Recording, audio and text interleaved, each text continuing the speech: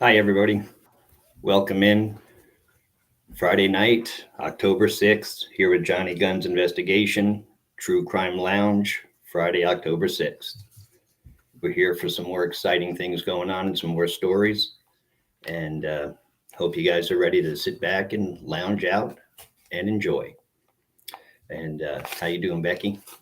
Hey, how's everybody doing? Welcome in Friday night. Friday night. So we have the story that we went over during the beginning of the week with the fabulous ending of Charlotte Sena being found, the fourth grader, the 9-year old who went missing on her beautiful camping trip. That story started out their family getting together to go out on a nice adventure, and then something that just never in their right minds never imagined happening. Enjoying a good weekend, their daughter's out riding the bike with their family members, and then she gets taken. And then she gets taken for a few days, and then they search, and then they do find her. So it came out to be the happy ending, and they searched a six Rare, thousand acre. What's that? a rare occasion. Very rare occasion that Charlotte Sena had to go through, and and the guy who took her was Craig Ross. Uh, Not a good guy, an evil gentleman that everybody says that he's very evil. So what happened was he takes her from this park. They're missing for days, and their all-out search goes out. And this is him here. This is the guy who took Charlotte Sena, a 9-year old, riding her bike in a park, the camping site. So they're searching for her for 2 days. Did a great job of searching 6,000 acres. All the cops, local law enforcement, the governor comes out. Did a great job. So they find 2 days later, they find her being held by this evil man in his RV behind his mother's house. And this is the RV. And they found her in a cabinet and just scared to death. I can just imagine what she's going through, I mean, just imagine. So they find her, and the way they found her in there is the night before, at 4:20 a.m., he goes and puts a ransom letter in their mailbox. So when he puts the ransom letter in the mailbox, he leaves a partial fingerprint. So they were able to track that down and get him back to this location and find our little Charlotte Sena. And then also too, so here's where it started on the campground, the little roundabout where she got taken. And number two is going to be where she was held. Or that was where it was drop off. Yeah, the drop off. And let me get to all that just so I can see it. So it looks like So number Monday one. at 4:20, the suspect drops her off the ransom note at the mom's house. This is where her mom, dad, and the family members live. And he drops off at 4:20 a.m. in the mailbox himself. He drops off the letter. And then he leaves. And at 6:30, Charlotte is found safe inside of a cabinet, like I said, because of the fingerprint that he left on the envelope. And then Ross's former home, where he lived with his two sons, because he has a couple of kids. Unfortunately, they don't want anything to do with him anymore. They said that he is an evil person and haven't had anything to do with this guy in a long time.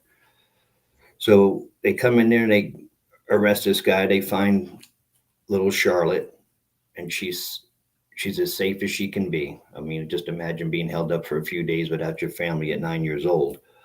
Uh, and then also too, he lived behind the mom His mom. in that RV. What's He that? lived behind his mom. Yeah, his mother's house, which they think that she actually knew exactly what he's been doing.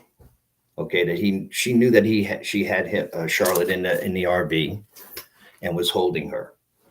Some neighbors have even came out to the local law enforcement and even to the FBI. A neighbor, Carol Brown, came out and spoke that even a few months ago he tried to grab her child, And now another neighbor came out who lived down the road and came out and said the same thing. He came up and was staring at her child and was very suspicious, and she made her child come inside.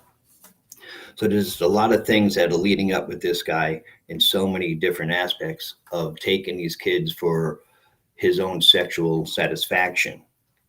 But the way this story is turning is the motive of this story, which we're going to listen to this clip, is all for the ransom, all for the money. So we're going to go ahead and listen to this clip and then come back, because it's all for a ransom of holding this little girl for him to get money, because he's in a financial state, just owing taxes on his property he just owes a lot of money out. So he thought this was his way of solving his problems in life, was taking this little girl and putting him in such danger. So let's watch this clip and then we'll go from there. This morning, new details coming into focus after the remarkable rescue of 9-year-old Charlotte Sena, who vanished from a park in upstate New York while camping with her family. I was shocked. Police releasing this mugshot of 46-year-old Craig Nelson Ross Jr., who's accused of kidnapping Charlotte and leaving a ransom note at her family's home. According to an arraignment memo, the suspect wanted money in exchange for Charlotte's return. He's now in jail without bail, charged with first-degree kidnapping, and authorities say additional charges are likely. There's still a lot of searches underway. The home that he was registered to, a lot of information, and so you want to make sure that he's not connected with any other cases. Authorities say Ross Jr. left behind his fingerprint on the ransom note, a critical clue that matched a 1999 DWI. The breakthrough allowed SWAT teams to zero in on a camper behind the suspect's mother's home.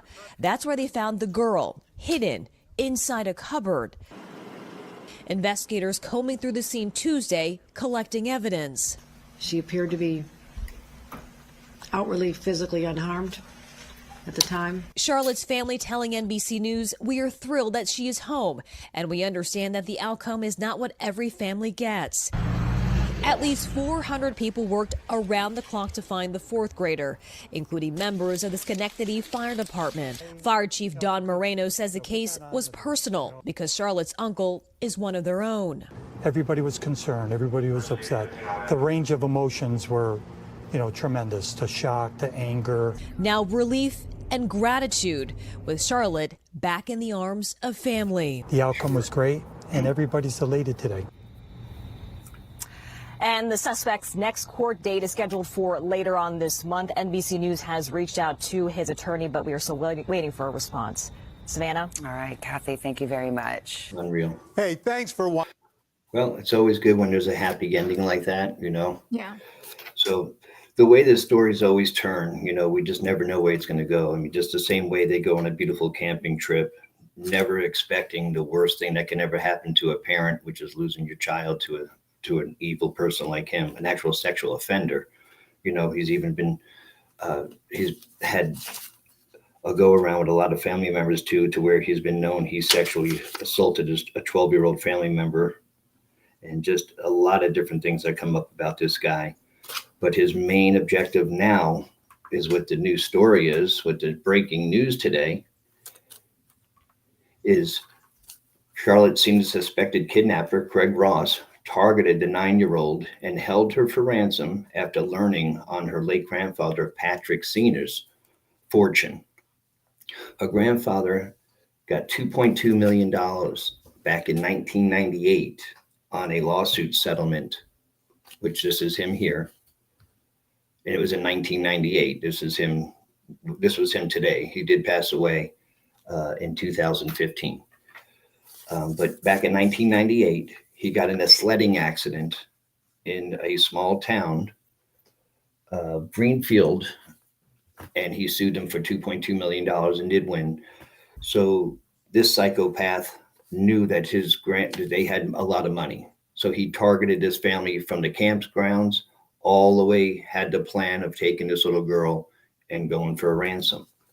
And his girlfriend from way back a few years ago, Amanda Precy, has came out and gave so much information about this guy. It's just unbelievable. Ross, who was just 46 years old, just known about what evil that he's known to do. Um, about how he always is focusing on children, just not a good person. And the next clip that we have here.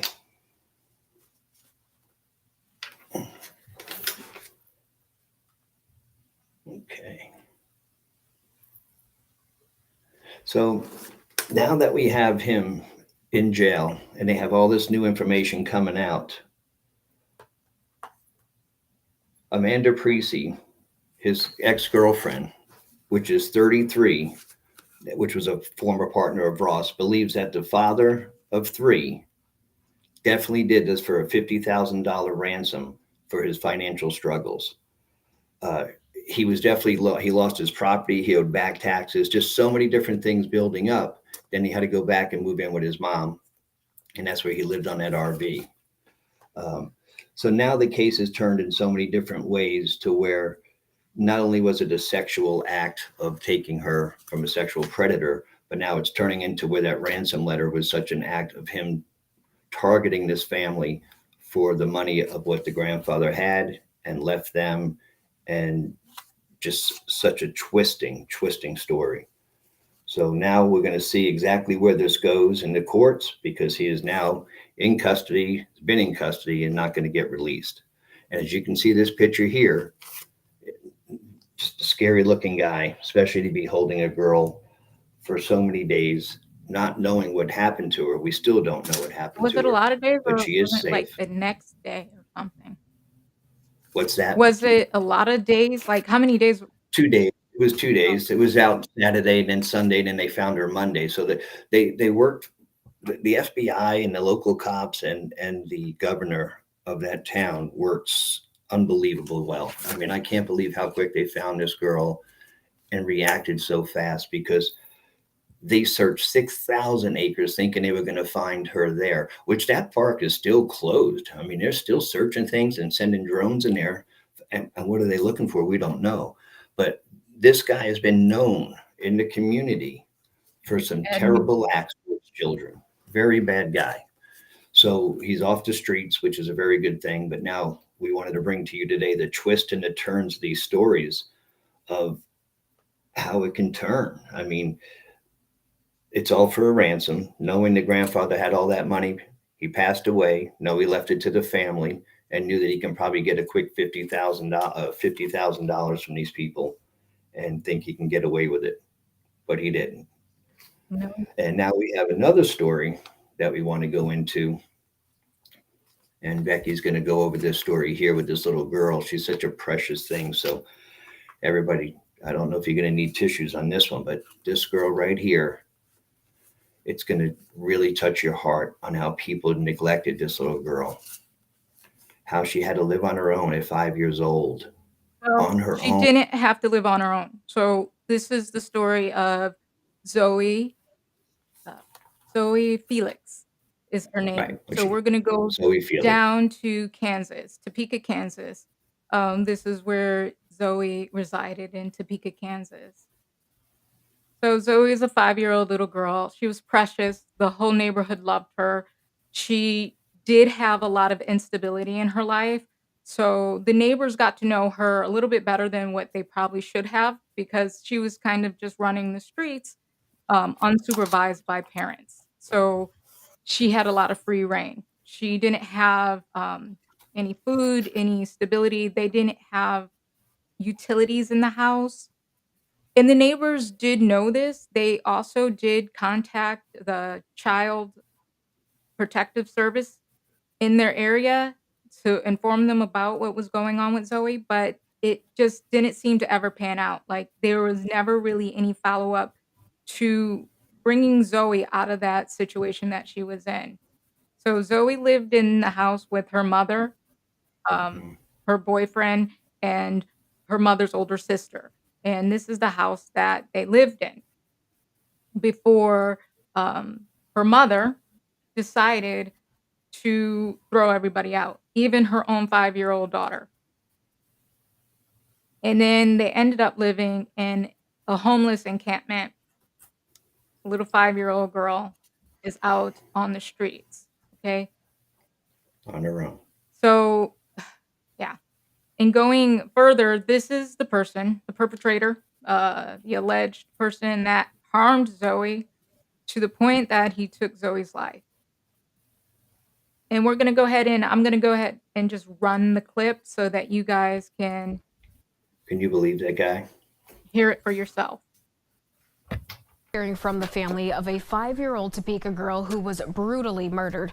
Police say a homeless man killed her. Fox 43 News reporter Gabriel Johnson tells us how the girl's family is doing tonight.